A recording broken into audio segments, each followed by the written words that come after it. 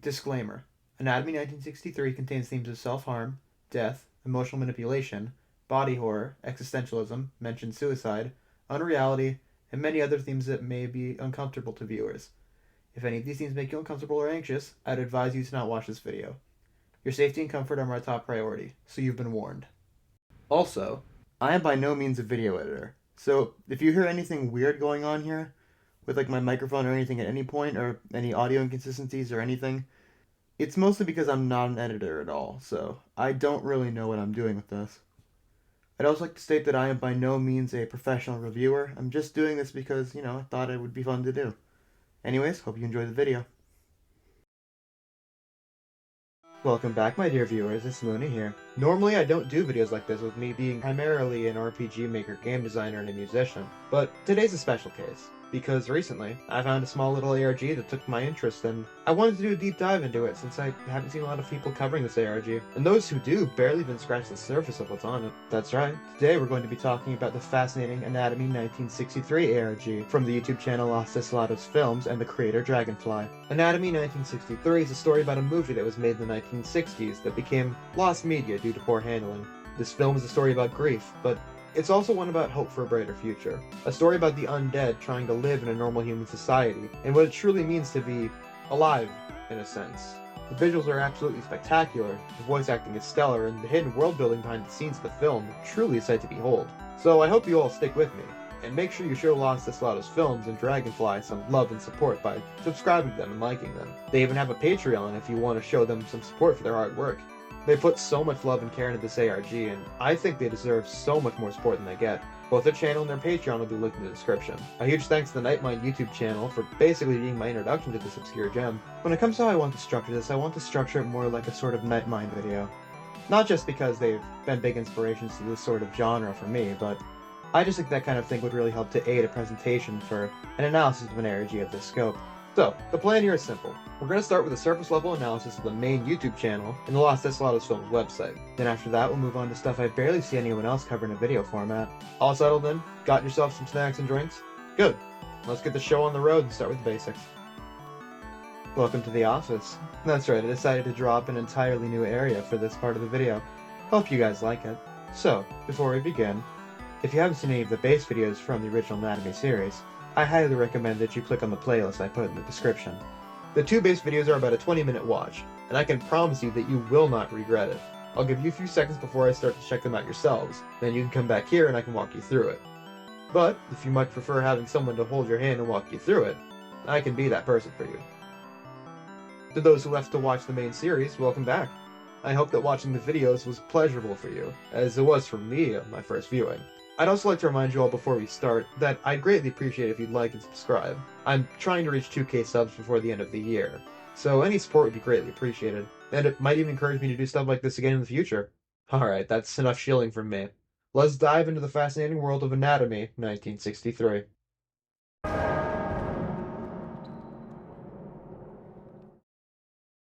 The first video, titled Anatomy 1963 Restoration Cut Lost Horror Movie Part 1, was released on June 19th of 2024. The description reads as follows. After a year and a half of work and dedication, Anatomy 1963's opening scene is complete. We encourage you to share this remarkable discovery with lost media groups and mystery solvers alike. There are a few anomalies present in the film we have yet to decipher, and we would appreciate the help. Spread the word around. We also plan on a possible DVD release if the restoration continues as planned, so be on the lookout for that. We hope you enjoyed witnessing this rare artistic oddity for the first time in 60 years. Our video starts on a black screen, with some text further explaining the situation. We have spent the last year restoring this rare film to a viewable state. This is the culmination of months of research and delicate care. Certain sequences remain unsalvageable. We hope you enjoy the first scenes of our restoration. Thank you for your patience. One important thing to note is that at the bottom of the screen during these messages, the name Royal Garden Films Inc. is listed. Keep this name in mind. It will be important later.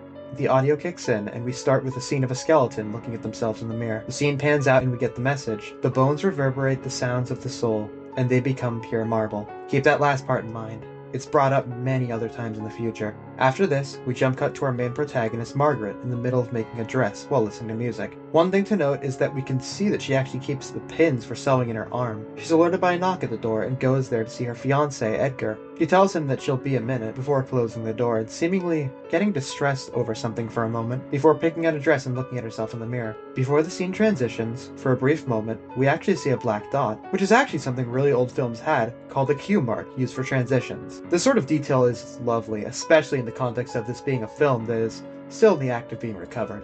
We fast forward to a scene of the two in a car driving somewhere. The trees outside of the windshield appear to be actual trees instead of animated. Edgar tells Margret that he thinks she looks beautiful, and she thanks him, saying she always loved the color of her dress. Edgar replies, "I was talking about your eyes, but yes, it is a nice color." And I've got to say right now, as a dressmaker, that one probably stung a little bit. Do pull up on what seems to be a hotel, and Margret exits the car, causing a brief visual distortion before showing her point of view, looking up at the building. Another fast forward, and we find Margret what seems to be some kind of restaurant with Edgar. As Edgar talks about how all his life he wanted to meet someone as perfect as Margret, the audio and visuals are heavily distorted, which is easily explainable since in the beginning they said they couldn't salvage everything. What can't be easily explained, however, is the word Cordelia being flashed across the screen. Keep that in mind. I promise we'll come back to it later. As the image cuts to Edgar holding the box, a hand-drawn X-ray effect is done showing that inside of the box is a ring. He proposes to Margret, and she takes a second before agreeing. The two stand up and begin to dance, Margret almost hesitant to do so. As stills of them dancing are shown in the back, we're shown a beautifully 2D animated sketch of the two dancing. Edgar looks happy.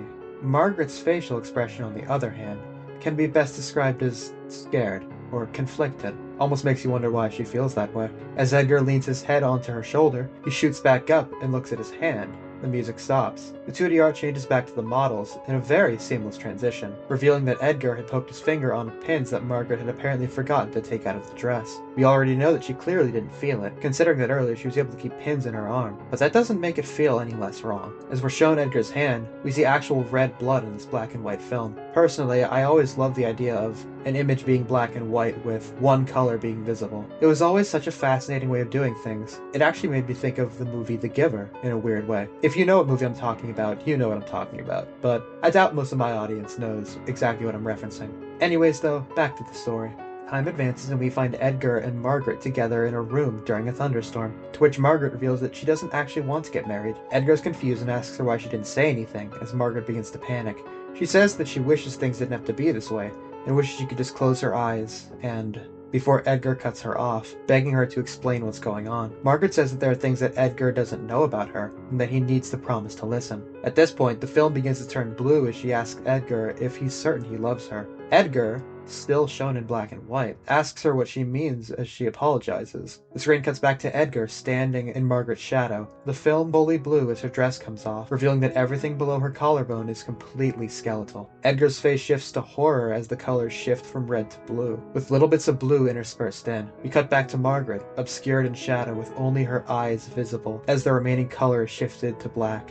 If there's one thing I love about this scene and the way it's done, it's the way that the colors are utilized to display a certain emotion. The way I see it, the blue most likely represents the sadness on Margret's end, and the red represents the sudden fear, and possibly even anger that Edgar's feeling. And the shot of Margret's features, obscured by shadow with only her eyes visible, as the remaining blue in the image is swallowed by blackness, is absolutely stunning to look at from a visual standpoint. Sorry for interrupting the base summary again, I just felt like this was something I really wanted to say. Edgar asks her how this happened and how long she's been dead for, to which Margret reveals that she's been dead for 3 years and that she didn't know how to tell him.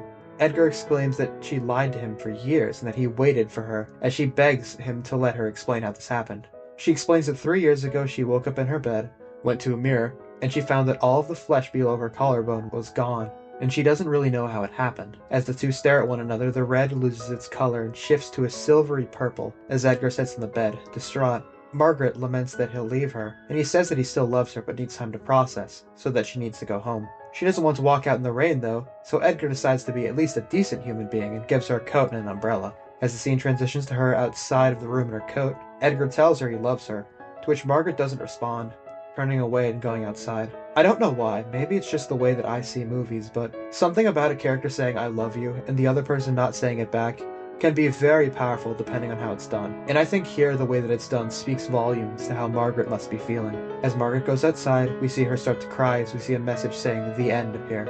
Credits roll, we see 2D images of Margret walking back home, with a brief flash of her skeletal form. She stops as she sees a man in a jacket and a hat, as the scene briefly transitions back to the 3D models, revealing the man to be a skeleton in a trench coat, as part 1 finally ends.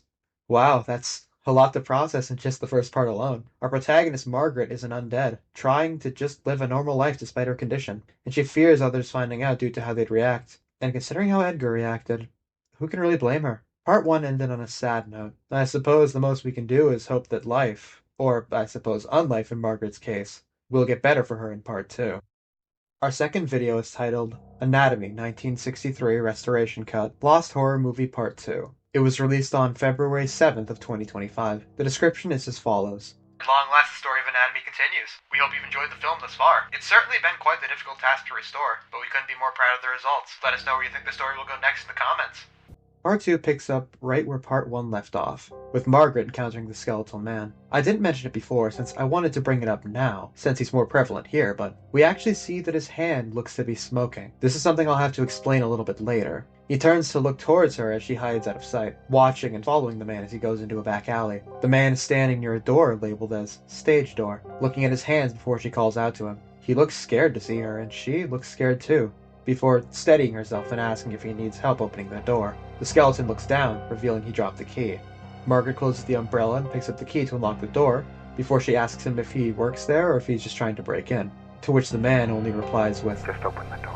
If you were to have YouTube subtitles on at this time, you'd find out that this skeleton is named Thomas. She opens the door, and Thomas goes in. She hesitates for a moment, before following him into the empty theater. She walks to Thomas, who's taken a seat in the empty audience, asking what he's doing, to which he replies that he's watching the play. Margret looks at the stage only to see nothing but a brick wall. She looks back at him before sitting down next to him, and asking him what the play's about. Thomas remarks that the play is sort of like a myth, you know, like a fable, before revealing that the play is about a knight who went into a cave alone to fight a dragon. The knight was burned by the dragon's fire, losing his face and his eyes, blinding him. Now the knight wanders around searching for home in total darkness. It's important to note that as Thomas explains this, you'll notice the letters of the word escape flash on the right corner of the screen. Just another thing you'll have to keep in mind, I suppose. Margret says, "You know I can see your hands. They're turning into dust, right?" and asking him why he would do that to himself, before being shushed by Thomas. It's here that we can see much more clearly. Thomas's hands are see-through, almost like a ghost. If you've only watched the videos, you might somewhat get an idea of what that means. But I'll go more into detail on that a bit later, as we get a much more detailed explanation later down the line.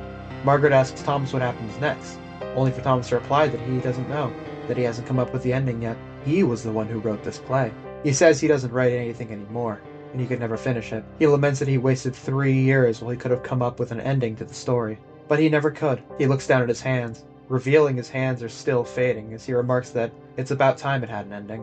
Margret asks Thomas who plays the knight, to which Thomas doesn't really know. Margret suggests that he plays the role of the knight, and while Thomas says he's not an actor, Margret reminds him that he wrote the story, and if anybody would know how to play the knight, it would be him. Thomas tries to argue that the story isn't finished, but Margret insists that he plays pretend, since he has the stage to himself. Thomas asks her what she's trying to do, reasonably so. I mean, you only met her, like 5 or so minutes ago? I can't really blame you for being a bit confused. But either way, she says that she'll guide him back home. Margret tries to take Thomas's hand, but she phases through it.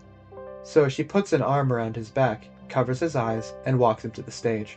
As Thomas makes it to the stage, she uncovers his eyes and he stares out in wonder, moving forward and looking around the empty theater. He looks down at his hands. They're no longer see-through. The two look at each other for a moment before Margret says she should leave, as she's had a long night. Thomas apologizes, thinking he ruined her evening, to which she says it wasn't his fault, which we obviously know it was the encounter with Edgar that really upset her. As she begins to walk away, Thomas asks if he can see her again, causing her to stop. Margret turns back to Thomas and gives a brief speech. One that I want you to hear in full, because I genuinely don't think I could do this justice. I think this is something that everybody needs to hear in their lives. "You can live for hundreds of years. In that time, you can write thousands of stories, make a million little choices. It may feel like a curse for a while, but it can be a gift. Please, promise me you will take care of yourself." You know how in the descriptions of my videos, I always end them with, "Have a good day and know that you're loved"? This is what I mean by it. I think everybody's life has value, no matter how worthless it may feel. And I feel like this speech perfectly encapsulates the message I always try to get across. We jump forward in time a bit. The sun is rising as Margaret and Thomas exit the theater. Thomas waves goodbye and leaves Margaret alone, leaving Margaret to watch the sunrise as the video ends, showing us hand-drawn images of Thomas's play with him as the knight and Margaret as a fairy. This upload helped to further expand on the world of anatomy, but it also left us with a few more questions. Why was there that text that said escape? What's happening in this world that can cause the undead to walk among the living? And more importantly, what was happening to Thomas? Before we move on to the Los Desolados film website, let's talk about what happened to Thomas. Scrolling a little while down in the community posts, we find a document about a process known as desolation from a contact of Maria Romero, the lead of the restoration, named C. Deneuve 17. According to Maria, C. Deneuve somehow has access to a multitude of things from the abandoned property of the movie creator Milo Williams. When asked for more info on these findings, C. Deneuve only replied with, "In due time." We'll cover C. Deneuve in an upcoming section. Once again, the document that C. Deneuve provided covers a process known as desolation. The document says the following. If you're receiving this pamphlet, you could be at risk of desolation. This is a process in which hopelessness is born within your soul, and it poisons your entire being until you lose the will to live. It explains that desolation robs a person of everything that makes them human, and it's the final end for the dead. Most are unaware of when it begins, so being aware of the symptoms is important. It says that the first things to go are your hands, and that they begin to smoke as if on fire. That answers our question of what was happening to Thomas. They were undergoing desolation. It says that the hands take around 10 to 15 minutes to disappear, so it was lucky that Margaret showed up to help when she did. The next line is very interesting. The smoke is the dust that would otherwise turn your bones to marble being shed away. There it is again, another mention of marble. After the hands go, the feet. Then the process quickens until, in 3 minutes, the rest of you disappears, with your head going last. If desolation is caught in its early stages, it can be reversed. However, by the time the hands have completely disappeared, it may be too late. Again, Thomas is very lucky that Margaret showed up and helped him when she did. There are a few other important notes here, those being that the best way to avoid desolation is living life to its absolute fullest, not being stuck in routine. And that, to any of you living readers seeking the key to immortality, remember, your own demise is not the answer. Your body remembers intention, and you'll permanently pass away no matter what. Keep that in mind for now, as it'll be very important later. Scrolling further down, we also have another message from them that seems a little out of place. I don't think enough of you understand the work we're putting into this thing. We've been tirelessly scraping dust particles and meticulously removing digital scratches nearly every day for the past 3 months. We're barely even close to getting the first major sequence restored. It's a strenuous uphill battle that brings new obstacles and challenges at an astounding rate. It almost feels as though the film wants to stay hidden. This only increases our motivation. We must share this film with as many people as possible. Save it from being doomed to a horrendous fate of obscurity and desolation. We must save this film, and we must spread the word of its existence, no matter what. Interesting. We'll have to keep a pin in that. Hey everyone, it's Luunii from the future here. So originally at this point in the script, I mentioned that the Part 3 teaser was out and that we weren't going to cover it since I didn't want to cover stuff that we didn't have all the information on. Well, now that Part 3 is out, here's what we're going to do. I'm going to save everything about Part 3 for the tail end of the video, because I don't want to have to restructure everything. So here's the idea. This beginning part is going to be you hearing everything that I know about and that I'm fully aware of, building up to Part 3, and the end will include all the stuff that I know now after seeing Part 3 and everything related to it. So with that in mind, I say that let's just jump straight into the Los Desolados Films website, and then we'll finally move on to the details that people tend to overlook or miss.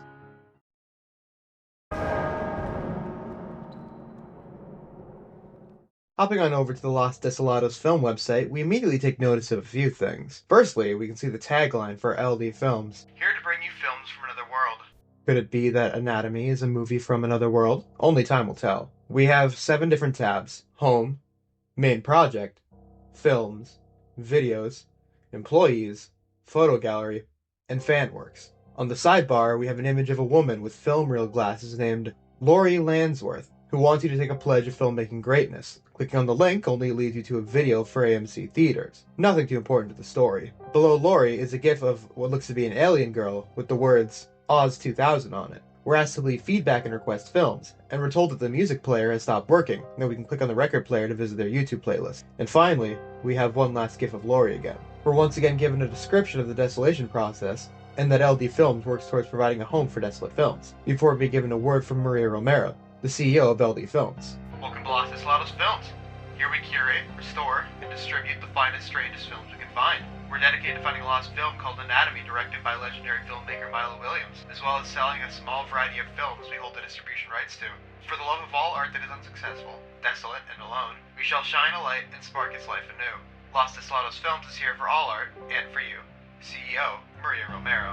A link to the second video is given, and under that is a picture of the team. An alien girl, a lady that seems to be partially skeleton, a fully skeleton boy, and a human. This confirms it. This ARG isn't from our world. The main project tab gives us 4 different options, so let's start with the How It Was Lost tab. To give a quick summary, we're told that Milo Williams, the creator of Anatomy, died in a car accident on October 17th, 1956, and became an undead. That means that while this movie may be animated to us, in-universe, it's actually live-action production. Milo was told that he would need his flesh and organs removed to prevent rotting pain, which was apparently common in the first half of the 20th century. We're also told that his wife, Cordelia, permanently died in that car crash. Interesting. Firstly, we've heard about that name Cordelia before, more specifically in the first video, but also, it could just be a leap in logic, but it makes you think back to the pamphlet about desolation. Your body remembers intention.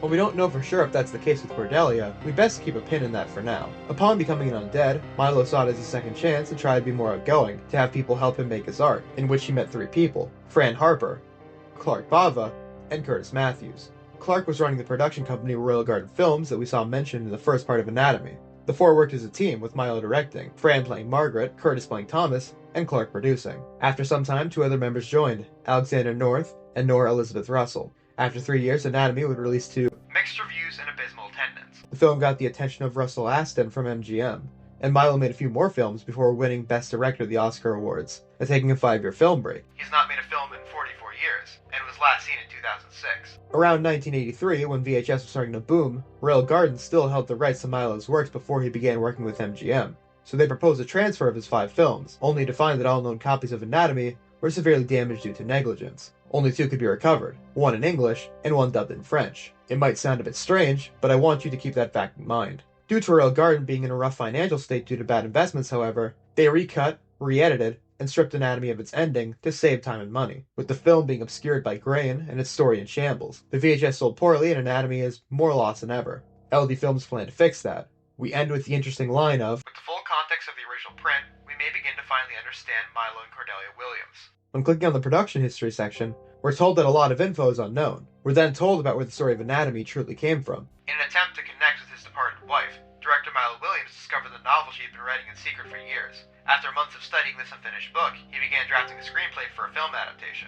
He began casting in 1959, and filming began in 1960. Money was apparently a big issue while producing, and Royal Garden Films would apparently pull funding as some of the scenes were violent and uncomfortable. Royal Garden Films was told that the movie would have a poor content plot, but the marketability of the movie was questioned multiple times. The film would apparently pause in 1960 until proper funding was attained. Post-production included hand-drawn animated sequences and properly compositing Margaret's skeletal body. Jumping to the cast and crew segment, we find out this was indeed true, as the bottom fun fact of Fran Harper's section says that her condition wasn't possible due to the flesh and organ preservation of the time not being that far ahead. Fran was apparently a friend of Cordelia Williams, the wife of Milo and the original writer of Anatomy, and she accepted the role of Margret to pay respect to Cordelia. Filming was apparently not all sunshine and rainbows as one might think though, as she would frequently argue with Milo about his direction choices, and various other creative differences. During the first public screening, she walked out 15 minutes in, and the rest of the cast never saw her again. She spent the rest of her life in Michigan raising her family. It seems unclear when she died or if she's still alive. Up next, we're shown Curtis,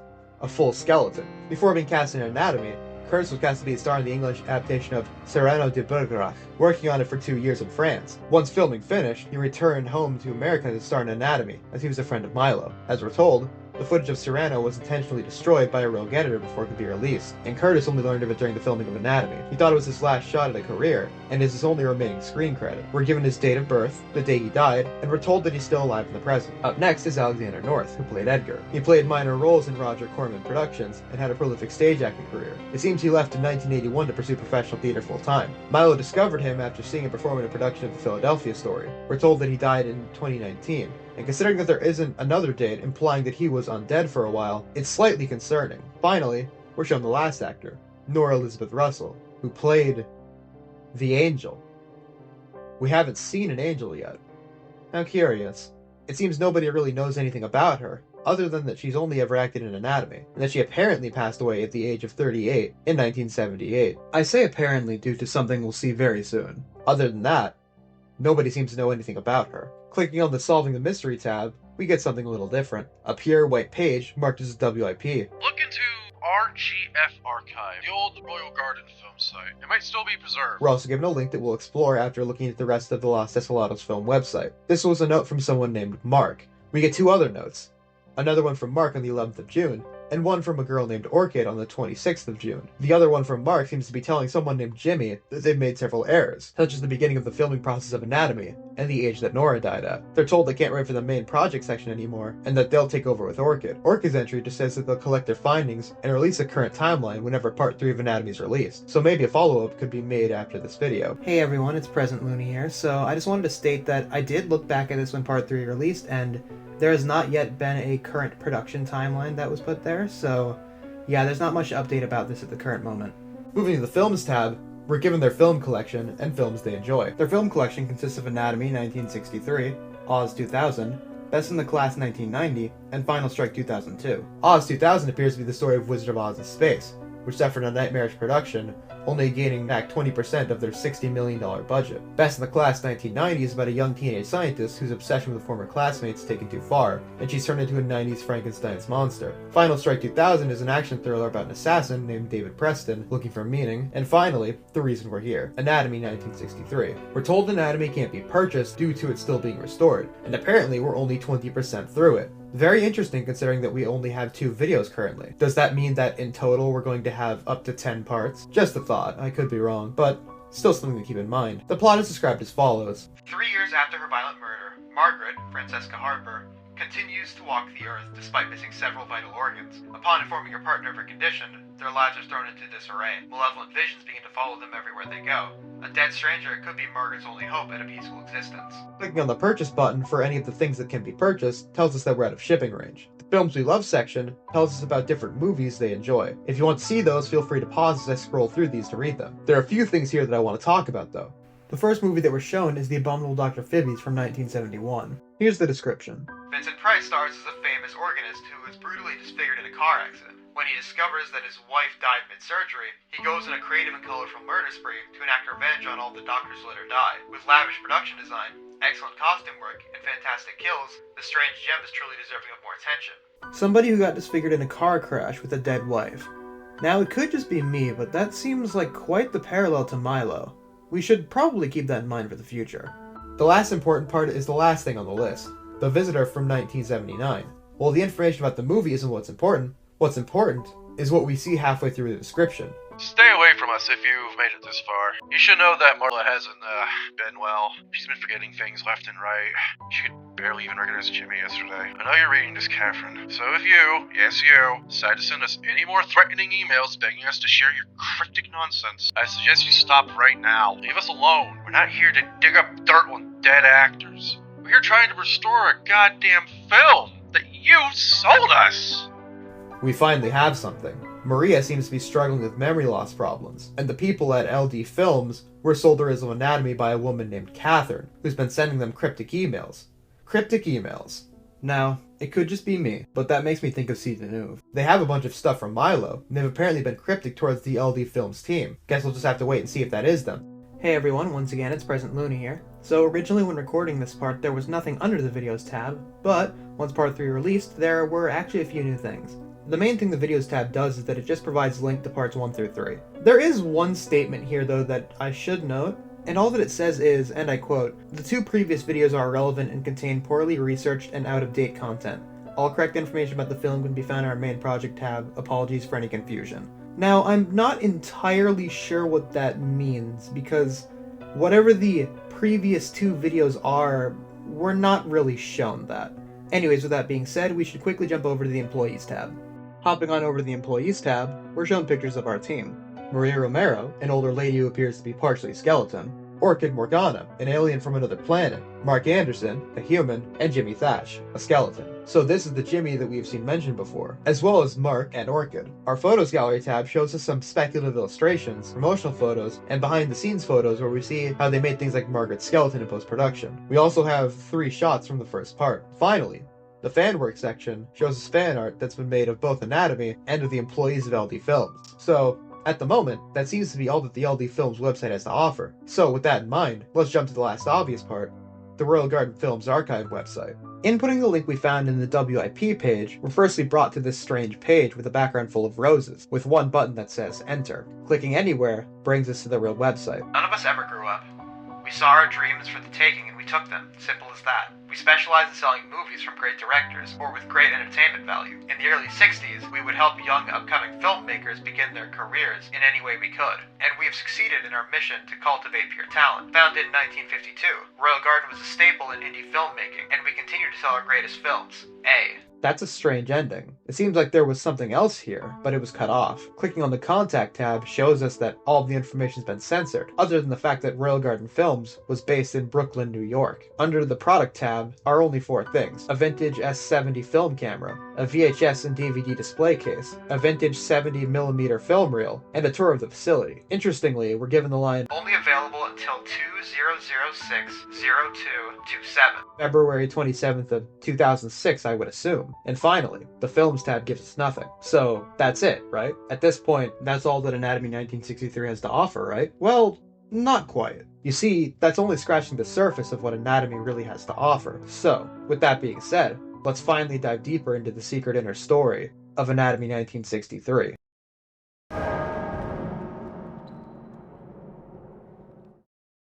At this point, we've had a few references to C. Deneuve. We also saw a link to their channel in that post that had the pamphlet about desolation. So, how about we check that out? Old Glass is a cruel name. Being forgotten is a cruel fate. What an interesting description. We're given a link to the Los Islados film website labeled as Friends of Ours, a link to an X account that's titled Wisdom, and a link to the RGF archive website that's just labeled as Shushing. We might want to look back there later. Looking at the channel's content, we see 3 videos. Our first video has no title, and the description just says, Forgive us. In the video, we finally see footage of the Angel, who's shown talking to Edgar. She's dubbed in French, just like the other existing reel of Anatomy, but we're given a translation. I do not present myself. I am no one. I have no reason to have a reason. I am nameless with no past. My cabaret closes tonight. After this, we're shown the message, played by Nora Elizabeth Russell. The video actually plays some reversed audio here, so let's listen to it unreversed real quick. Untie the ribbon. Untie the ribbon. We might have to keep a pin in that for now, because I'm not really fully sure what that could mean.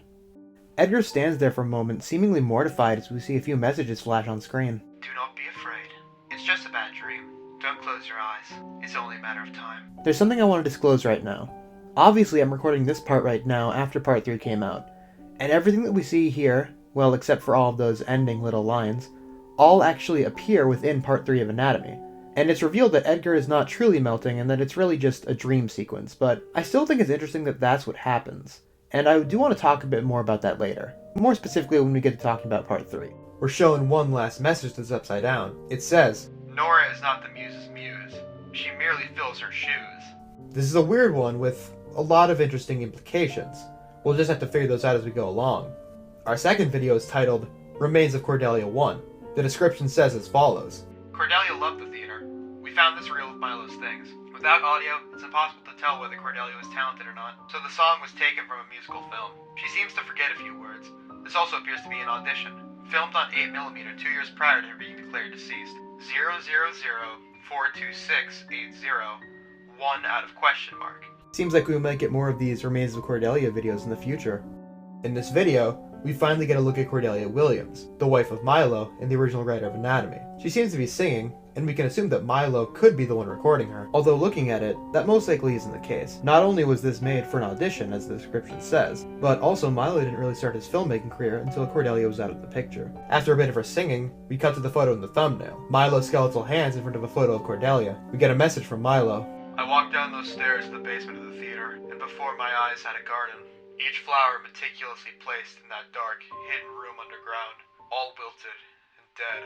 In its center resided a leather-bound book, the same one you would write in every day, and underneath, a check for $300,000, a winning lottery ticket, purchased a week before the accident. This is what Cordelia left behind for me. Why would Cordelia have kept this a secret from Milo? What did she know that we didn't? Our final video is titled, The Day Serrano Died, with this description. I always thought it was bizarre how often Milo would tell Curtis that Anatomy was his last shot at a career. Someone was sent to do it. I just know it. Why? Initially he was going to stay in France forever, but Milo brought him to America to star in his film. Milo was aware that Cyrano was a guaranteed success, and with all those offers from French directors pouring in the most exciting time in their cinematic history, what reason would Curtis have to stay in the States? Curtis hadn't officially signed on to Anatomy yet, officially until that day, an unfortunate set of circumstances, and a malicious act of sabotage. And Milo was the type of person to hurt others for the sake of the film. I knew him to be like this with everyone. That monumental loss. He needed everyone to feel it. Maybe he didn't believe in our abilities, but still, to be so cruel to someone in your shoes. Milo was the one who told Curtis that Anatomy was his last shot at a career? Why? And Curtis would have stayed in France forever if Milo hadn't brought him? This description implies that Milo had something to do with the reels of Cyrano being sabotaged. But why would he possibly do that? Our video begins with a message that says, Royal Garden Films presents The Death of Cyrano, starring Curtis Matthews, with the old Looney Tunes title theme. Did RGF actually make this? And if so, why? If Milo didn't make it, if RGF didn't make it, then who? Curtis finishes the first scene of the shoot. He awaits an important phone call from his contact in France. Wait, is this footage of Curtis figuring out what happened to the Cyrano reels? Why does this exist? Bonjour, how's the edit coming along? Curtis, I have some unfortunate news. What? Cyrano's film reels have been destroyed. Now, we're not sure of a motive yet. Could you give me a minute? The video ends. During the conversation, we see a brief flash of a pair of red eyes, but I'm not really sure what the implications of those could be just yet. Someone in the comments brought up a very good question. There's major implications here about Milo or someone close to him destroying Cyrano to make sure Curtis would be in Milo's movie. But what bugs me is this. How did you get this footage, Deneuve? What led you to finding the reels of Anatomy? And how are you showing us this intimate moment of Curtis finding out? Who's behind the camera here? And more importantly, who are you hiding from that would be upset you're showing us this to the point you need to obscure your identity? Something tells me Milo isn't out of this picture yet. And believe it or not, C. Deneuve replies, I am behind the camera. The camera was mine, it did not belong to anyone else. Thus this moment was mine as well. I have many moments I have yet to share, but one must be patient. In the comment section, C. Deneuve also left a comment. Curtis would speak of a woman he met in France named Yvonne Moreau, his co-star in Cyrano de Bergerac. The sadness he fell into after the film had gone was the same sadness we all came to know, as Roxanne had gone up in smoke with the film, like it never happened. Same man I was before, none the wiser. Jumping back to the first part of Anatomy, we find two comments from C. Deneuve, both pinned. Thank you for this. The reel's in good hands. Thank you, 317, 404, and 340. We must never forget them. I, Old Glass, Cordelia. We actually saw that Cordelia message, but I guess those other ones must have been there too. But what do these mean? On the second part of Anatomy, all they commented was, Now you have 2 more keys. The answers you seek lie just beyond the door. Best wishes to all. but we don't know what that means either, right? Unless it has something to do with that escape message, we don't really know. Hey everyone, it's Future Luunii here. Sorry again I have to keep intercutting in, but this is something that I just want to say really quickly just to clarify a few things. Originally, at this point in the script, I decided to cover all of C. Deneuve's community posts, but looking at them now I realize that not all of them may have story significance, at least not yet. So I'm only going to really cover the ones that are really important at the time being, and if any of them appear to be more important in the future, or have more meaning later down the line, if I make a follow-up video I might cover them then. But yeah, just letting you know, if you don't see all the community posts here, it's because I'm just covering the ones that right now seem kind of important. Plagues upon my soul, plagues upon plagues. I shiver with rage and with regret. Thank God I am not alone. I have this recurring dream every now and again. Scratches on the lid of a wooden coffin, a declaration of deceasement made too early. An undead woman wakes up too late. There are old stories of this happening to real people, and I'm afraid of meeting one of these angry lost souls when I pass. I worry, and worry, and worry. Interesting developments today. Hoping to share them in due time. We need to confirm authenticity of discovery first. We might wait for Maria and company. You know, this is something I only really noticed while editing the audio together for this, but who is we in this scenario? Is it possible that C. Deneuve could be multiple different people? It's a bit of a far cry, but I think there could be a slight possibility of something like that, or the idea that C. Deneuve isn't exactly working alone. While these are very cryptic and odd, the next one's a bit more straightforward. To clear the air, I'm using a pseudonym to protect my identity. It will become necessary to reveal my identity much later, however. But for now, I can't for my safety. I also do not want to. I am not Catherine Deneuve, but I wish I was, thus the name choice. I'd like to be called Kathy. Please respect my wishes. If you are greedy, ungrateful, or rude, I will ignore you. I know the nature of this film invites speculation, but remember to be patient. No snap judgments, like talking about any ordinary person. Listen to me carefully, and you will be rewarded with answers. So see, Deneuve is not Catherine Deneuve, but wishes that they were, and that's why that's their pseudonym. Because of this information, from now on I'm going to refer to them as Kathy in the future. So if you hear me say Kathy, you now know who I'm talking about. You know where to go. This one is followed up by a link to the RGF archive. Again, we should really check that out later. Remember the day that Serrano died? And how he said, "I loved my pride"? Well, now he is gone. So the story must end, my love. My muse, my only friend. A message simply saying I, and another one that says 2006-0227. Wait, we've seen that number before on the RGF archive. And finally, their first post. How much time have I spent, dear unknowing girl, waiting for you to speak? How much blood has your silence cost you? So, what do we currently know about Kathy? They chose the name Kathy due to them liking Catherine Deneuve and wanting to keep their identity a secret. They're the one who sold the anatomy film reels to the Los Desolados Films team. They were the one who recorded the video the day Serrano died, meaning they had to be on the set at the time that was happening, that they have some link with Royal Garden Films, that they have a somewhat shaky relationship with the LD Films team. Well, is that everything? Is that all the pieces that we have? No, far from it. There's more. There's so much more. So let's finally talk about the RGF archive and what it really, truly means. So I'm going to start transparently. We have a lot of lingering threads here. Eyes, Old Glass, Cordelia, the line about escape, strings of numbers, and then there's the RGF archive. It just feels so incomplete. Why was that linked with solving the mystery? Well, the answer is quite simple. This page is a front. Let's start with the I hint, shall we? Plugging in the RGF archive website link and adding in a /I brings us to a page titled Control that gives us a message. This is where the hidden elements really start to shine. I've never told anyone this, but a month before the accident, Cordelia started a pretty awful argument with me. I can't say that I remember what it was about, but at a certain point, she was so furious with me that she tried to take out my right eye. I remember the pain so vividly. She only scratched the cornea, but it left a scar that I would have had for the rest of my life on my eyelid. I remember how immediately she came to regret it. Seconds after, she started screaming and crying, apologizing over and over.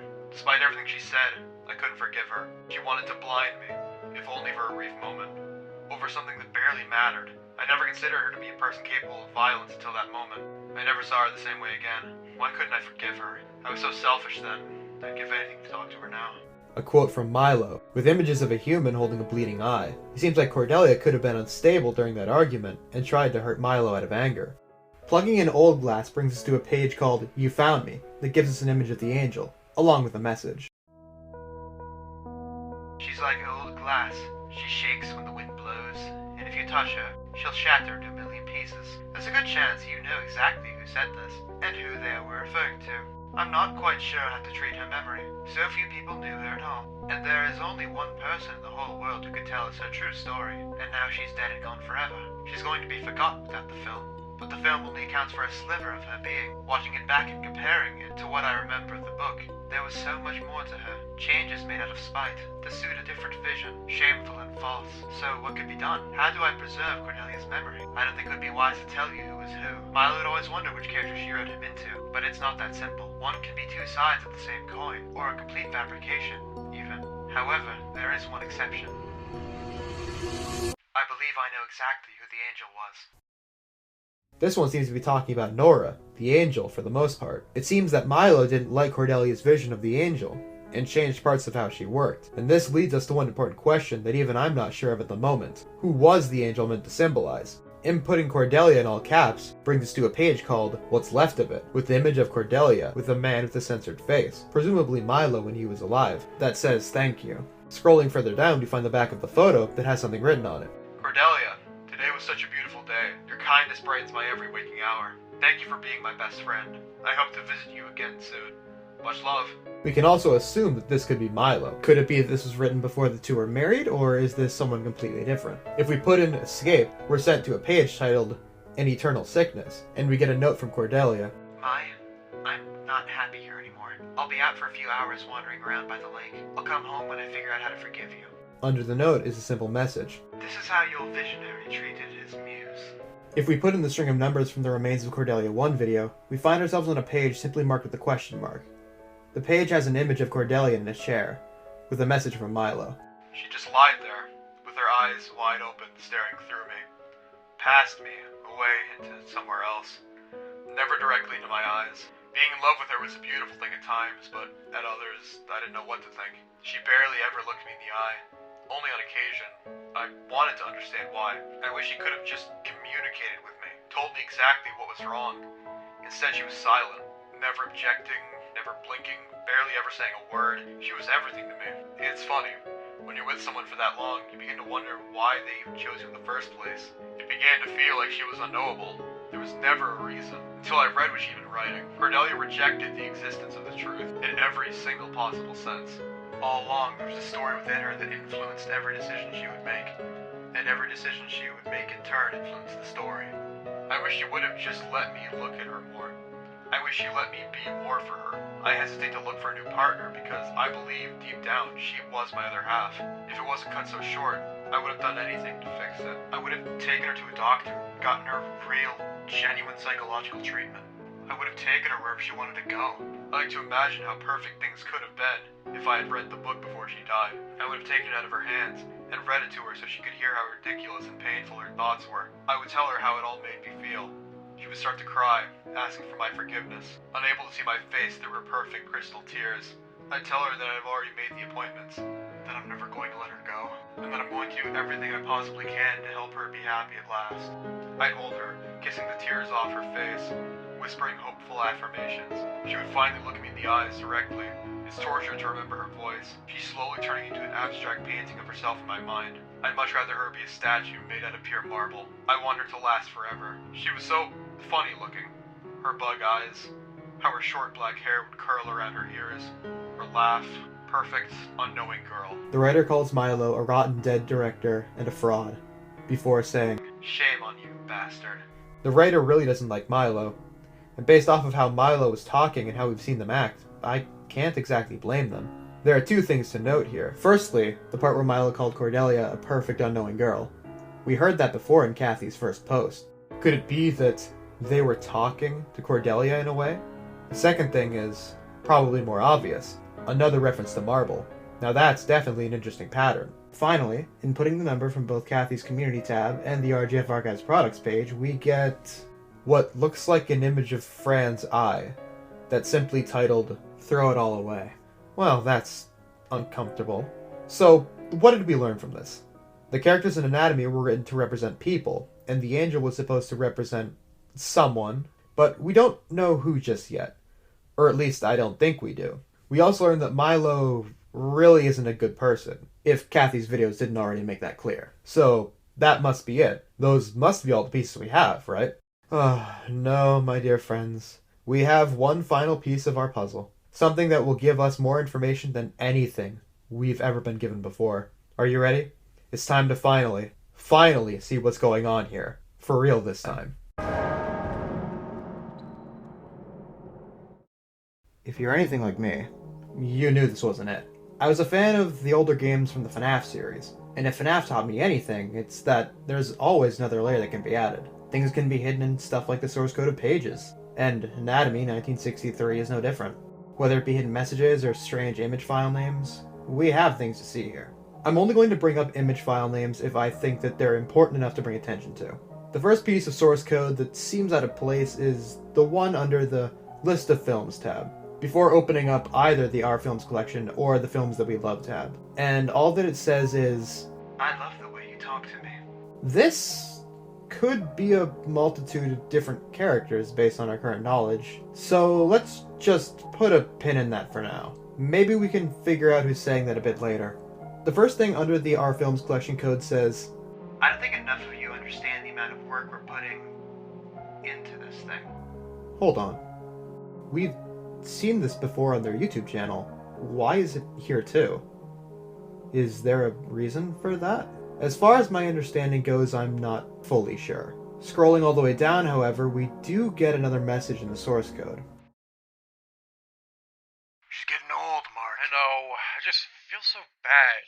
second one this month I haven't been able to find. Well, she told me she would have some very vivid dreams back in the day. Maybe she confused that for a movie she went to see. Orchid, this is an A-B conversation. See your way out of it. Shut up, Jimmy. I was just trying to help. Jeez. Mark, buddy, you're wasting your precious time. Shouldn't you be looking up, I don't know, the film we paid $3,000 to get? I know. Yeah, actually that might be a better idea. This is a fool's errand. This part of the internet's a real ghost town. This conversation alone gives us a great read on what a few of our characters are like. We saw before from the WIP page that Marc is most likely a very straightforward, to-the-point business type of person. But now we have a better read on Jimmy, who we only really saw referenced in the WIP page, the hidden note under the Films We Love tab, and his own spot in the Employee tab. Jimmy seems a little numb to certain things going on here. I mean, I don't want to say he doesn't care, but this is an A-B conversation, see your way out of it, you're wasting your precious time? Those sorts of sentiments seem pretty blunt, and like someone who just wants to get things over with. As for what the conversation is about, I have a pretty good feeling it's about Maria Romero.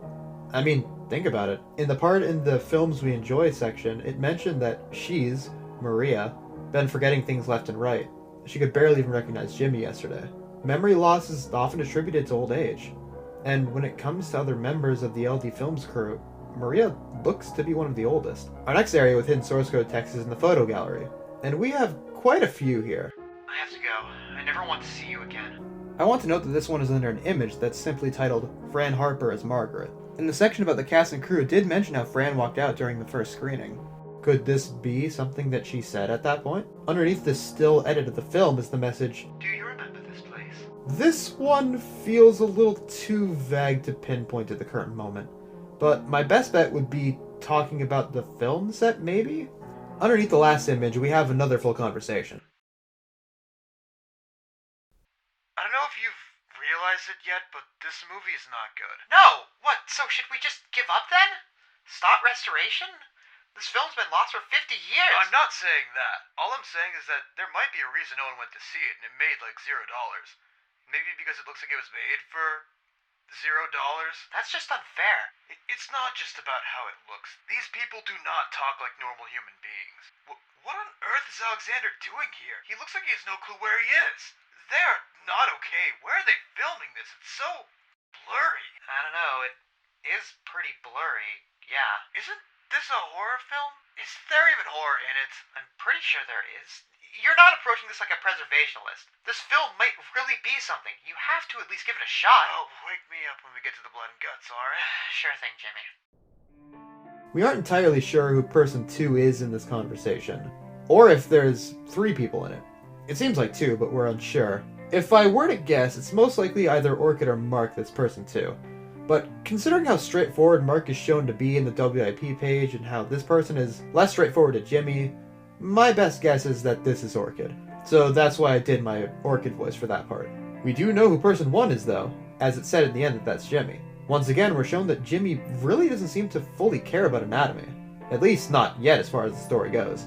When it comes to the main Los Desolados film website, we have one more page with messages, that being the fanworks page. The first message reads, Keep your eyes open. Keep looking. Soon enough my time will be up. Please keep looking. Soon enough my time will be up? Either this writer's dying or they're in danger. The last message on this page, however, has an entirely different tone to it. If a tree falls in an empty forest, what will it crush but not its own roots? Who cares who hears it? We already know that it makes no sound. I feel like this message is targeted at either the Los Desolados film team, or at the movie anatomy itself. If you don't know the original metaphor here, the idea is that if a tree falls and you can't hear it, did it really happen? I feel like that applies very well to anatomy due to how long the film was lost for. Now that our hidden text on the LD Films website specifically is finished, I wanted to call attention to a few images that have peculiar file names. I'll show those off on screen here.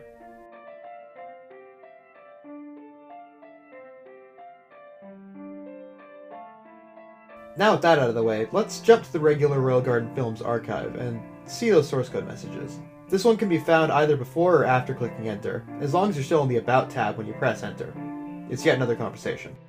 Now why on earth is she missing a letter in her name? Did you even think, for once, about how silly that looked when you were writing the script? That's how she spelled it in the novel. Would you like me to go dig her up out of the ground and ask her why? Fix it. Write a note to yourself. Find the missing A. Sure thing. I'll rewrite the entire rest of the film while I'm at it. You're insufferable. No wonder no one wants to work with you. Originally, when recording this, I thought that this was Marc and Jimmy again, but seeing how they met in the novel, I no longer think that's the case. The best guess that I can make as to who these people are is just the fact that person 1 is probably Milo. For person 2, I'm not really sure at all who it could even be. All I can really say for now is that you should keep that missing A in mind. It'll come into play much, much later on. Checking the code for the Contact Us tab shows us a link that leads to the untitled video from Kathy. Could it be that there was originally a different method of finding this video? Checking the source code for the next page makes me definitely think that's the case, as all it says is, Please help us find his missing eye. this was most likely how you would have found the eye hint for the secrets the Royal Garden Films archive page originally holds. Finally, looking at the source code for the Films tab gives us a conversation, but I'm not too sure this one is from the Los Desolados Films crew, as it feels a little different in comparison. Before the conversation, we're given a link to the Remains of Cordelia 1 video. Did they ever figure out what was wrong with her? What would make her want to throw away her whole life like that? It was Milo. He must have made her feel trapped. They were high school sweethearts, you know? She wasn't an angel, but who is? Everyone's got some kind of angel in their lives at one point or another. It's easy to be saved by someone and think they're untouchable. To each his own, I guess. Golly, you'd think we would have figured this out by now. Forgiveness isn't easy, especially with liars. This one gives us some interesting context. Cordelia and Milo met each other in high school. The two talking think Milo is why Cordelia wanted to throw her life away. The term, she wasn't an angel, gives us the context that she wasn't who the angel in her story was meant to be, but we could have already gathered that. And finally, the last line, forgiveness isn't easy, especially with liars. Milo being a liar would check out, especially with some of the things that we've seen them say. Okay, so we've covered the main pages. How about you and I take a step forward and we check out those secret pages? Let's go in order. The very first hidden page that we looked at was the eye page, so let's start there.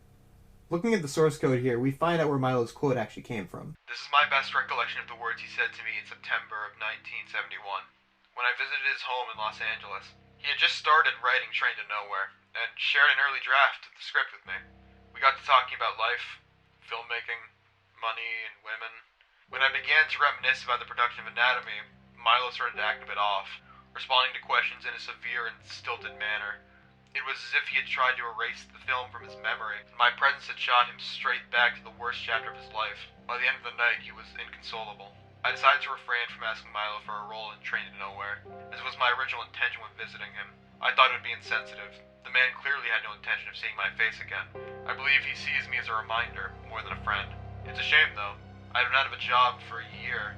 He was my only hope. I left his house at 1 a.m. and was greeted by a thunderstorm for my walk to the hotel. I wondered how Fran was doing. At this point, I was not aware of what was happening to Nora and Alex. If only I thought of them. Okay. Based off of the person talking about Fran, Milo, Nora, and Alex, them talking about being able to reminisce about the production of Anatomy, and their initial at the end being K, this is most likely an account from Curtis. When Curtis brings up Anatomy to Milo, he begins to act strange, as if he's trying to forget about the film. I find that interesting. And that last line at the end. At this point I was not aware of what was happening to Nora and Alex, if only I'd thought of them. We already know that Nora died around the 1900s, and we know that Alex died and didn't come back, but that's not what's concerning about this. What is concerning is what Curtis said near the end. I believe he sees me as a reminder more than a friend.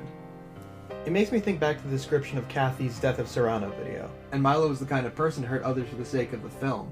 I knew him to be like this with everyone. That monumental loss. He needed everyone to feel it. Maybe he didn't believe in our abilities, but still, to be so cruel to someone in your shoes. I do have thoughts on what this could mean, but I'll save that for the end. The old glass page doesn't have anything hidden, but the Cordelia page does, and it once again makes me think about my previous question.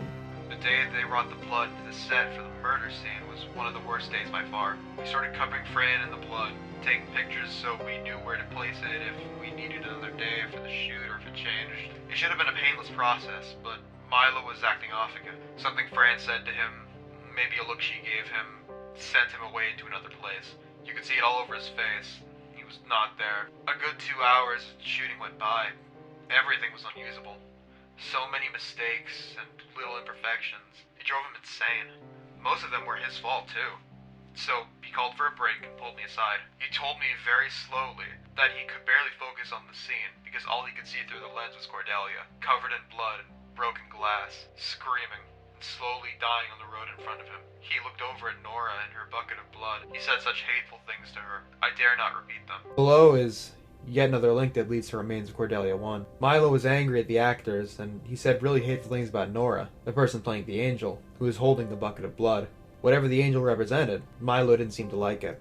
Looking into the escape page, we find another conversation. Why make the film?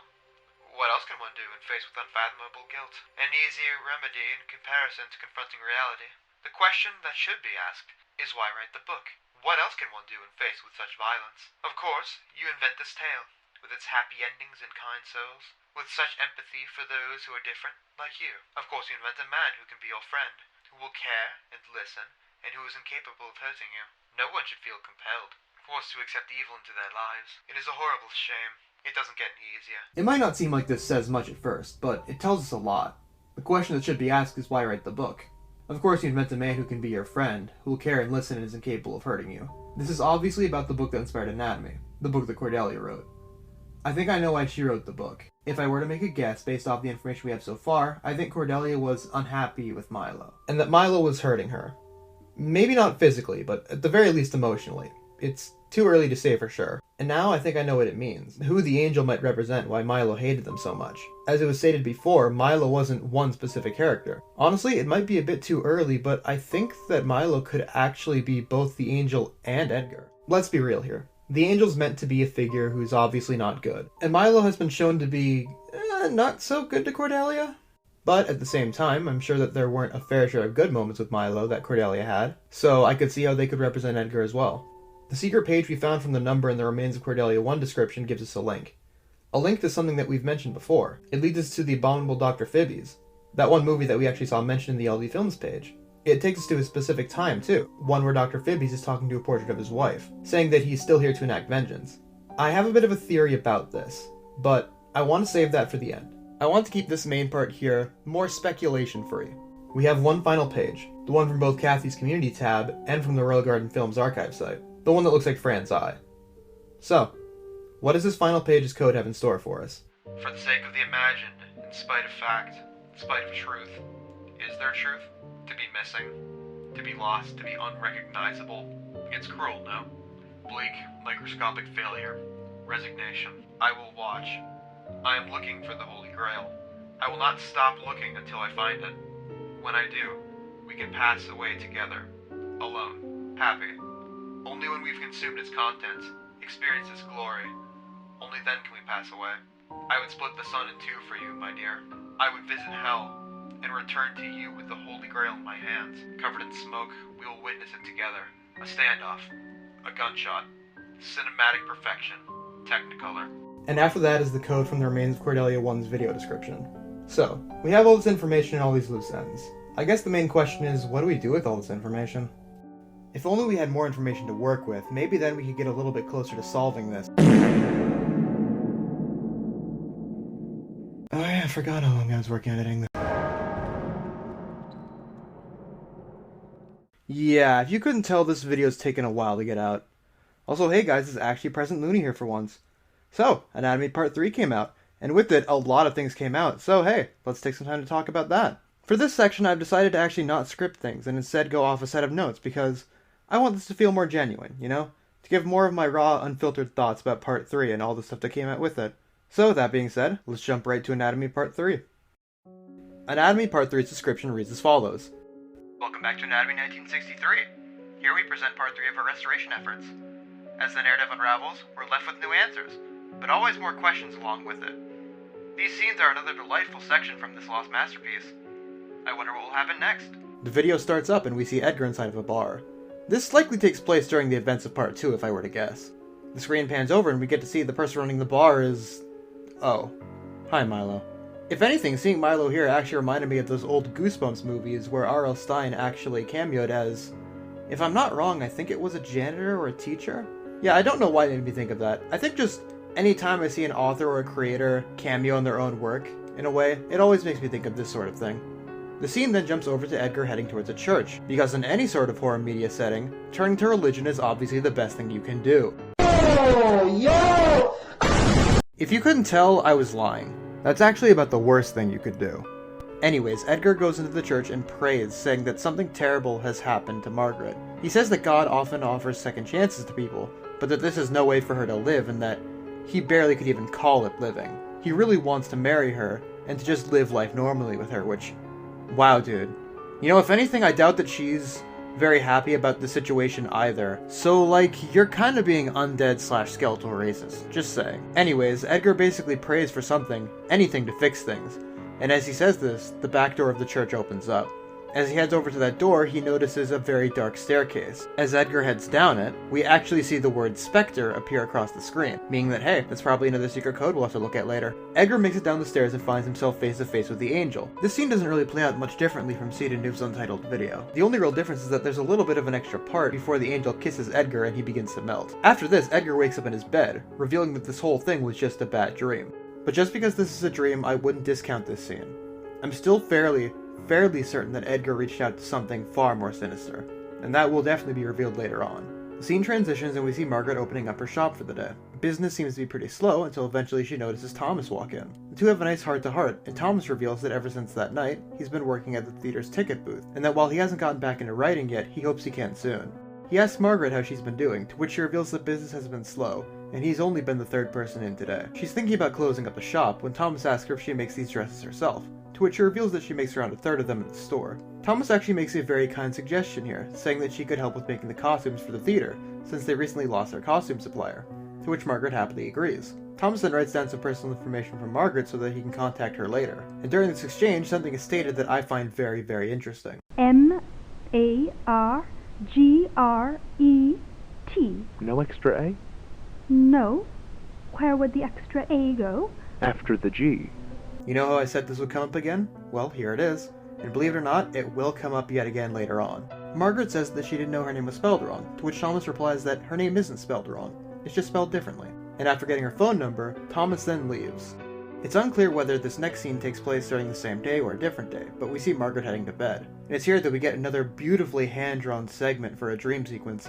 Thank you so much, Dragonfly, I genuinely wanted more hand-drawn scenes, so seeing more of them here is absolutely fantastic. Anyways, this dream sequence is actually Margaret's first time interacting with the Angel. We see them in some sort of very beautiful dressing room. The Angel's a little muffled, but luckily the subtitles have us covered here, as they reveal that she says, "I always knew it was you.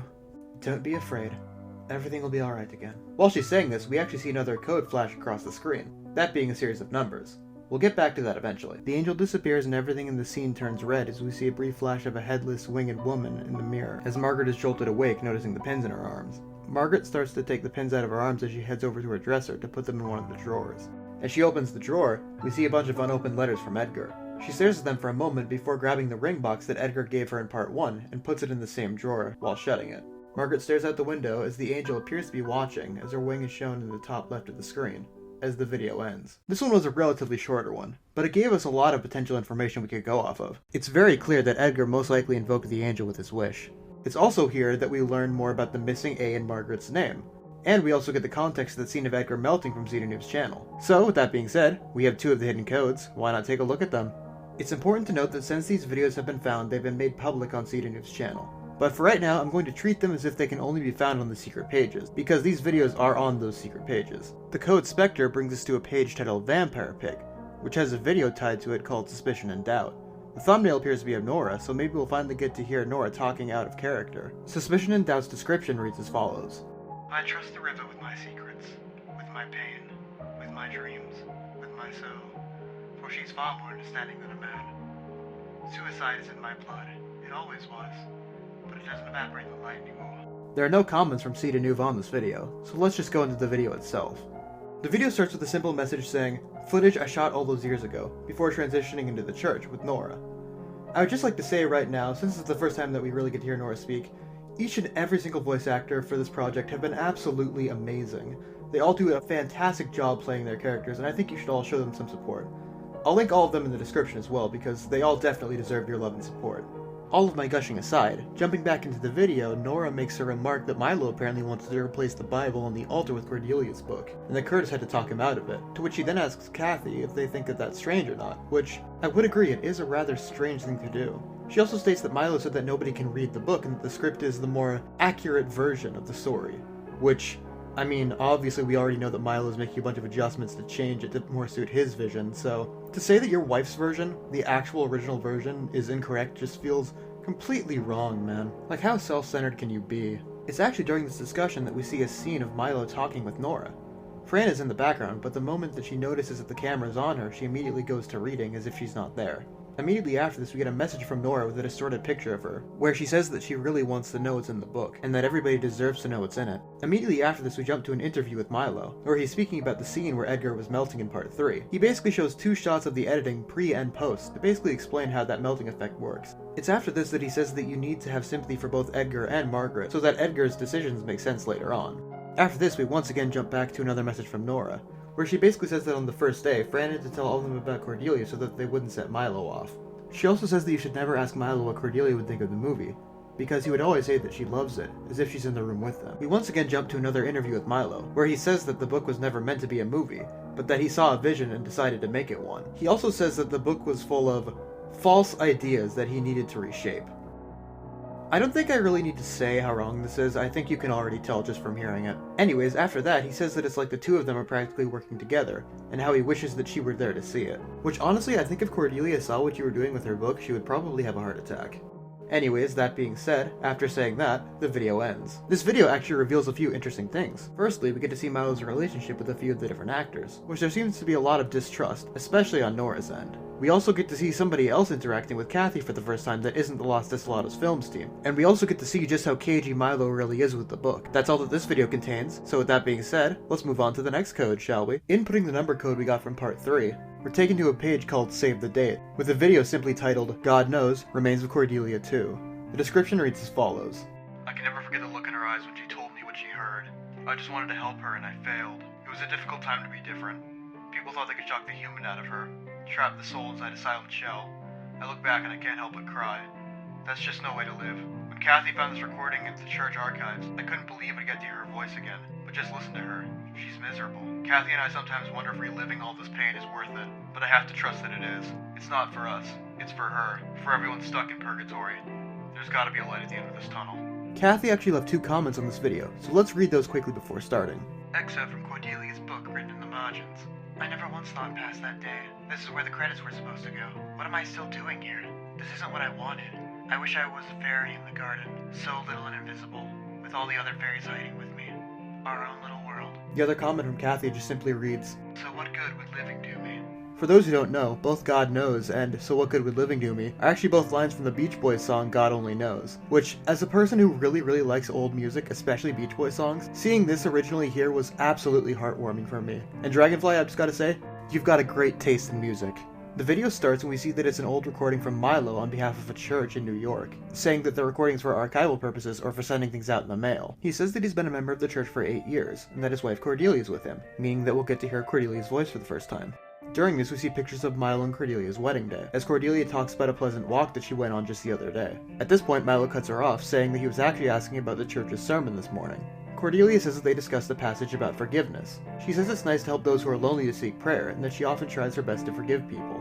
Once again, being the ever so tactful jerk that Milo is, he cuts her off and says that he too believes in forgiveness, and that he believes that God forgives everyone, but that everyone should strive to do good whenever they can. He says that he's made his fair share of mistakes, understatement of the century right there, but that he never thought that his mistakes were unforgivable. It's here that we see an image of Cordelia that Milo likely took that he captioned, Bug Eyes, with a heart drawn next to it. Yeah, I'm gonna be honest, being Milo's wife must be a nightmare with how many times he does things like that. Anyways, Milo says that everyone makes mistakes and that it's a part of life, and that it's comfortable knowing that they have God's forgiveness when they make mistakes, and that they have second chances. It's here that Milo reveals what the message that they're recording is actually for, which is that they're sending out prayers for Curtis, who just recently succumbed in his home to pneumonia, and just joined the undead. Apparently soon he'll be undergoing rot removal procedures. It's here that he says that he hopes that Curtis can still achieve his dreams of traveling abroad, and that he can't wait to see his shining soul, also saying that he's been given an invaluable gift by God. It's here that Milo says that whoever's recording can stop, and we see an image of...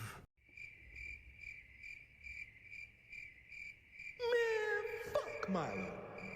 Bitch ass. I'm sorry for the sudden tonal whiplash. It's just, okay, being completely honest here, the first time that I saw this, I actually laughed really hard. Because after seeing how much of a jerk Milo is to a lot of people, and the stuff that he was putting both the actors and Cordelia through, it was just really, really cathartic to see him in such a pathetic looking state. After being shown that rather cathartic image, we get another part of the recording, revealing that Cordelia actually stayed behind after Milo left to record some more things for Curtis. Which, thank God, that means she's not going to get cut off again. And it's here that she says that even though she's never met Curtis, that she wishes him the best. She says that being dead sounds like a freeing thing, and even though it's impolite to say that, she's a little envious, wishing that she could have a fresh start herself. She also says she doesn't want to die because God forbid she become deceased, but that she wishes to be a different person altogether. At this point, we're shown an image of Cordelia standing in a kitchen, facing away from the camera. That whole statement definitely feels like a nod to the desolation pamphlet, and she most likely didn't become an undead because of this thought process. She says that she hates speaking ill of Milo, but that he isn't making it any easier, saying that they don't get along much anymore, and believing that it's her fault, which no, it absolutely is not Cordelia's fault, it's Milo's fault. Something interesting does happen here though. The image of Cordelia in the kitchen perfectly transitions into an image of Fran standing in the darkness. It definitely makes me think that Cordelia was supposed to be Margret in the book. At this point she says she hopes that Curtis can find someone who will listen when he's lost. She says that it's not all bad, that she'll always have her stories and the nice people at the theater. She has no doubts that he'll have a wonderful afterlife, and tells him to make the most of it. And it's here that the video ends. It's here that we finally get a read on Cordelia's personality, and that she's actually a very caring person. It's just a shame that she's stuck with someone like Milo who doesn't treat her well at all. It's also here that my hatred for Milo continues to grow, as the dissonance between him and Cordelia is definitely more visible here. But then again, what else is new? Most of us probably hated Milo anyways. So, that being said, there actually is one more secret page. That being one where the code is simply just the letter A. Well, where else would the missing A be? Inputting the letter A brings you to a secret page that just simply has the desolation pamphlet that we've seen before. Nothing really new there, but hey, at least now it definitely won't be as missable as it was before. So with that being said, I'd say it's time for us to jump over to the source code messages. I want to start off by saying that I checked the Spectre page and it doesn't have any source code messages. However, the number page does have one. So this is life now? This is being human? Being horrified every single day of the endless hell all around me? Seeing every face in the crowd as a threat? Being told I'm a fool for existing as myself? Do I have to accept it? Accept that I'll never have a day of clarity ever again? What did I do? All I wanted was to love someone. I can't even get that right. So this is love now? This never-ending sickness? This gray demon from my nightmares who is manifested in the eyes of my companion? What am I kidding? He was always this way. I was just too stupid and naive to see it. That's what I get for believing in fairy tales. That's what I get for wanting to be treated like a person. I need wind and rain. I need a fire or a freak lightning bolt to crash in and rid this world of him. The hand of God, please. That phone call. Dear God, that phone call. He was on the phone with the men with wires. I heard every word of it. They're going to take me in to see the men in white with their wires and their noise, and they're going to turn my brain into mud. I now have an expiration date. If I don't do something soon, written in the margins of a book belonging to Cordelia. People thought they could chuck the human out of her, trap the soul inside a silent shell. Oh, I see what you did there. That's a pretty nice parallel. So it might just be me, but the reference to the men in white with their wires and their noise that turns their brain into mud, and before with the description of God knows, I get the feeling that Milo might have tried to sign up Cordelia for some sort of electroshock therapy. But again, that might just be me thinking that. Either way, if that is true, that just shows once again how much of a jerk Milo really was. Finally, we have the source code for the page with the desolation pamphlet. I'm now at risk. There isn't much left for me now. All that's left is this film, my only accomplishment. A century of living and all I have to be remembered for. I could be the only one left who aided in its creation. Do you think Francesca remembers me? If she's alive, that is. What did she think of me? Was I a stranger? A co-worker? A friend? The least I can do for her is this. I wish I could have known her better as a human rather than an imitation. A filter of a human. I wish I could have seen her in color. Without this film, who would remember me? When will Francesca's name be spoken for the last time? She deserves centuries to live on for. Nothing less. Maria, thank you for this. There's nothing I can do now but ensure this film is preserved. Without it, I am dust. Keep going, for my sake. When it comes to who's talking about this, when they talk about being forgotten and that being really their only accomplishment, it immediately makes me think of Nora, with how she was described in the Lost and Slaughtered film page as not being known for anything else other than anatomy. And actually, them mentioning Fran a lot is another reason that I think this could be Nora. The main reason I think this is that on Dragonfly's Blue Sky, they posted a sketch of Nora talking with Fran, with a caption saying, "I feel like you're the only person I can talk to about this," which means that the two likely had somewhat of a close connection. Okay, so we really only have one last thing to do, that being to look at pseudonyms community posts. So let's go ahead and do that really quickly. It's difficult, but I must be honest with you all. I am not of sound mind. I am mentally ill and suffer plagues of vivid nightmares that make it difficult to simply exist or think. I feel my grip on this mortal plane loosening. Yesterday, my hands started smoking for the first time in months. I wanted to let them keep fading, but my other half stopped me. I know healing isn't linear, and I have so much left to do, but I've never felt this. If I do vanish before I can tell her story, please forgive me. I'm so sorry I've done this to everyone. I shouldn't even be sharing this. I don't want to keep existing if it means I have to wake up feeling like this every day. I am meant to disappear like the countless women before me. I am left with nothing but good reasons to join them in the afterlife. I feel fully incapable of finding peace here ever again. Today I looked at our garden and I swore I saw her in there. Her little bug wings caught in the light from the sun for a brief instant, and I swore I could see her. I am ready to leave. The reference to the bug wings is definitely a reference to the one part from Cordelia's journal. And it seems like for a moment they did actually succumb to desolation. But luckily 2 months ago we did get a post from them saying, "Taking my sweet time. Never been happier to have such an abundance of it. Progress is never linear." meaning that luckily it seems like they're still around. I'd also like to mention that the reference to Kathy's other half makes me think back to the description of God Knows Remains of Cordelia too. More specifically about how the person talking the description refers to Kathy. But I could be entirely wrong about that, and that might not be related at all. Okay, so now we've reached the actual end of everything that currently is to see for Anatomy 1963. I'd like to say right now that if Part 4 does come out while I'm finishing editing this up, I've made the decision that I want to wait for Parts 4, and if there is a 5 and 6, to make those into a separate video, because that just makes sense to me. Originally at this point I wanted to say the direction I thought the story was going in. More specifically about how Anatomy in a way is meant to reflect the relationship between Milo and Cordelia, some stuff about the actors and the Los Isolados Films team, but honestly, mentioning any of that would just be kind of repeating myself at this point, and if anything, I'd much rather hear what you all think about it. If you guys are curious about my thoughts, however, I might make a little bit of a follow-up video talking about that. There is one thing I do want to talk about, though. Way earlier on in the video, I mentioned a theory of mine, so I think it's about time I finally talk about that. There's a lot of connections that can be drawn from Milo and the abominable Dr. Phibes. So, what's the theory that I have? The theory I have is pretty simple, honestly. I think since it's such a perfect mirror that Milo might have actually killed one of the actors or something. Again, it's way too early to decide if that's actually true or not, but I get a feeling that might be where the story is going with how many parallels are there. But for now, that's everything that Anatomy really has to offer, so I think it's about time that we finally wrap up this review.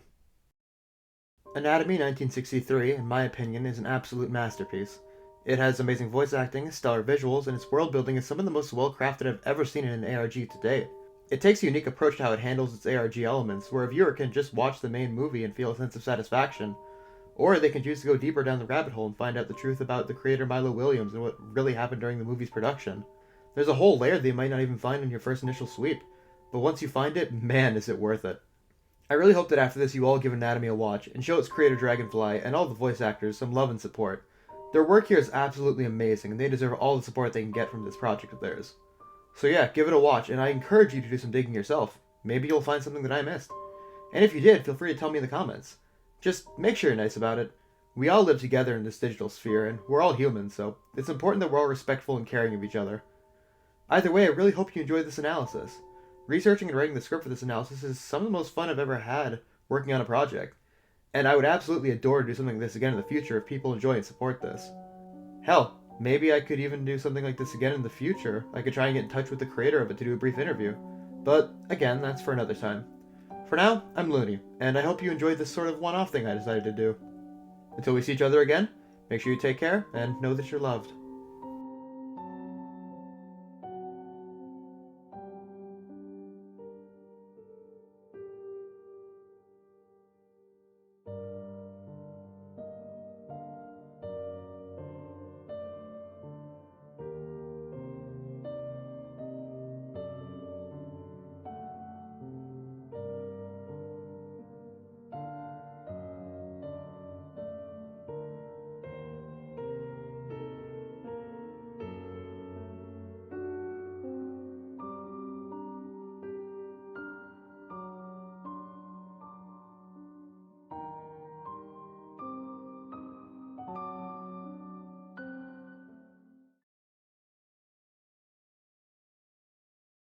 She's getting old, Marc. She's gonna die.